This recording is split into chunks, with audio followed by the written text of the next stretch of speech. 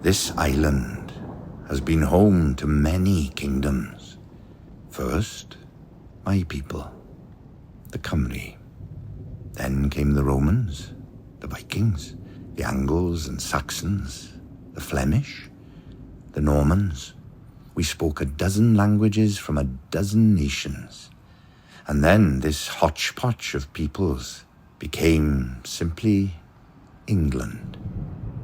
Now, only Saxon may be spoken at England's court, and the oldest tongue of this island is called foreign.